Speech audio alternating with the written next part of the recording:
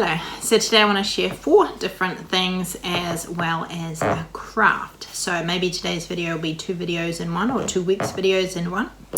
But there was a prayer in the Bible I was thinking about a while back, and I was just reminded of it last night. I was reading this book about Charles E. Kelman. It's quite an interesting book. So the verse that I was thinking about a little while ago is the prayer in Proverbs 30, and it says, "Give me neither poverty nor riches. Feed me with food convenient for me, lest I be full and deny thee and say, who is the Lord? Or lest I be poor and steal and take the name of my God in vain." So you could say, in other words, give me just enough to satisfy my needs, but not more than enough. And I actually found that a really challenging prayer. Have you ever prayed that prayer, that God would give you what you need, but not more than you need? Because, either way has temptations. If we don't have enough, then we can be tempted to steal, or if we don't, or I guess to worry. Or if we have too much, we're tempted to be greedy and to just take what we have for granted.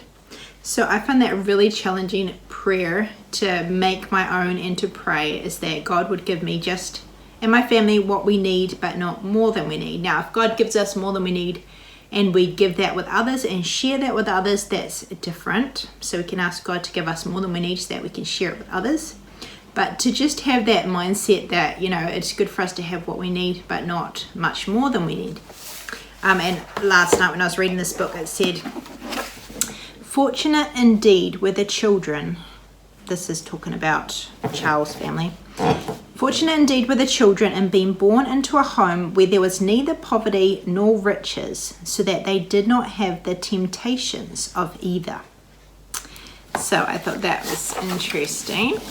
And last night I was in my kitchen and I was feeling annoyed at somebody in my house. I won't say who. So I was thinking about it and my thoughts were kind of filled with irritation. And I have this verse calendar just on my kitchen bench.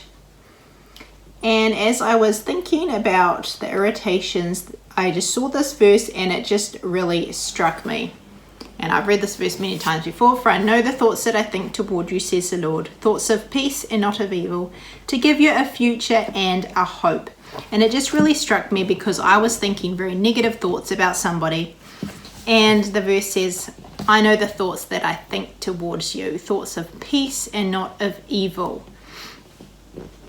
So it just struck me that God has good thoughts towards me, of peace and not of evil, and yet here I was having very negative thoughts about somebody else, and it just really convicted me, because I'm sure to God I'm far more annoying than anybody else is annoying to me, because God is perfect. So to him, we must irritate him so much, and yet the verse says that God's thoughts are of peace and not of evil towards us.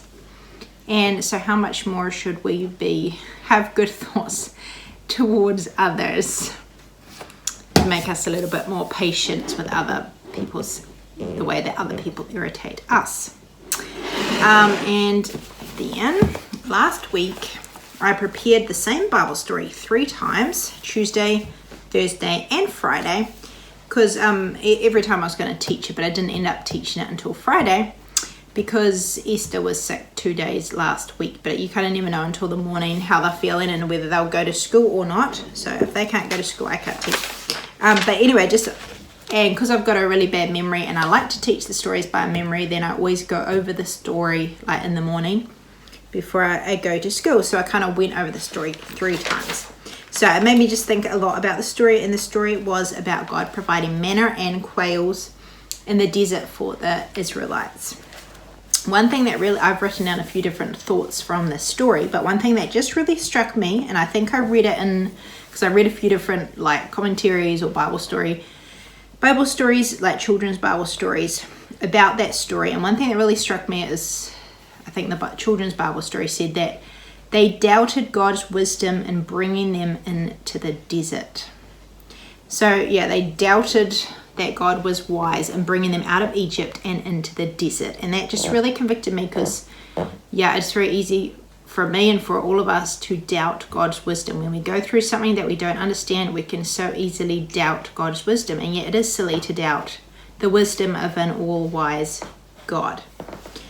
So that just changed my thinking a bit when I start to have those doubts, just to realize that I'm actually doubting God's wisdom, which is completely unnecessary.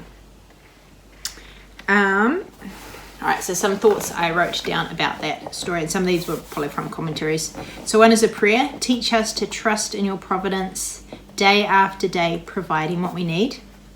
And this one is what I just talked about before, about the prayer from Proverbs. It says they had everything that they needed, not more, not less, but exactly what they needed. And it was a test to only take a daily supply. And that's we should trust God every day. Like they could only take the food for one day at a time, except for on the sixth day. But we like to know in advance that God is going to provide. Like we like to see in advance. We like to stock up and to hoard. But they just had to trust God day by day, which can be hard to do. And also it says starvation was more anticipated than experienced. So they were anticipating that they were going to starve. They might have felt hungry, but they weren't starving yet. So they more imagined that they were going to starve, and so they kind of panicked. And that can be the same with us. If we have something hard, we can kind of panic, and we are like imagining the worst rather than experiencing the worst. They went from singing to complaining very quickly. And that's so easy for us to do. They lost sight of God's future for them, and they also twisted the past to support their complaining. It's an interesting quote. Another one is: a complaining heart often finds it easy to accuse the person they complain against of the worst motives. So they were complaining against Moses and God, and saying that, he brought them out so that they would starve. He brought them out so that they would die of hunger, is actually what they said. Another one is: God may provide from resources that we never knew existed. Sometimes he provides from familiar resources, sometimes from unexpected resources.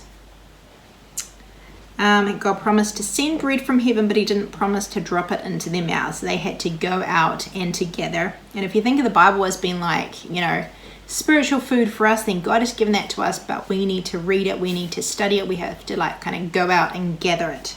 It takes a bit of work or effort on our part. Another one is experiences. Even great experiences don't change the heart as much as we often think. And we're so quick to forget what God has done for us before. Another one is: when God puts us in a place of need, he wants to do more than meet the need. He wants to teach us eternal lessons. So I think those were all the thoughts, but the main thought that just stood out to me was that we shouldn't doubt God's wisdom and where he leads us, or what situations he lets us be put in. And one other one was just a song that I've been singing, and I do want to make it into a music video, but making those kind of videos is not a priority to me right now. So in case it doesn't happen, I just want to read it out. I think it's a really beautiful song, and it is by John Alfred Holtman. It's called Thanks to God. Thanks, O God, for boundless mercy from thy gracious throne above. Thanks for every need provided from the fullness of thy love. Thanks for daily toil and labor, and for rest when shadows fall. Thanks for love of friends and neighbors, and thy goodness unto all. Thanks for thorns as well as roses. Thanks for weakness and for health. Thanks for clouds as well as sunshine. Thanks for poverty and wealth. Thanks for pain as well as pleasure. All thou sendest day by day, and thy word our dearest treasure, shedding light upon our way. Thanks, O God, for home and fireside, where we share our daily bread. Thanks for hours of sweet communion, when by thee our souls are fed. Thanks for grace in times of sorrow, and for joy and peace in thee. Thanks for hope, today, tomorrow, and for all eternity.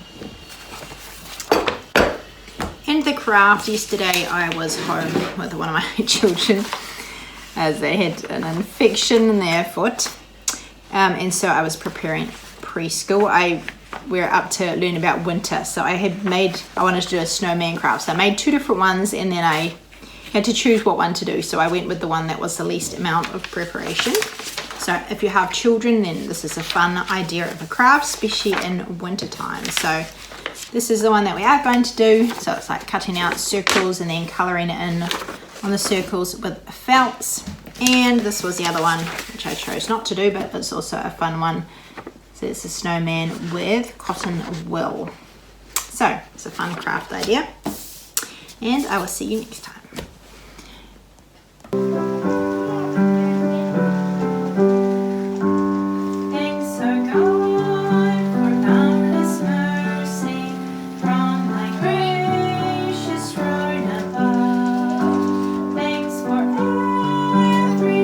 Provided from the fullness of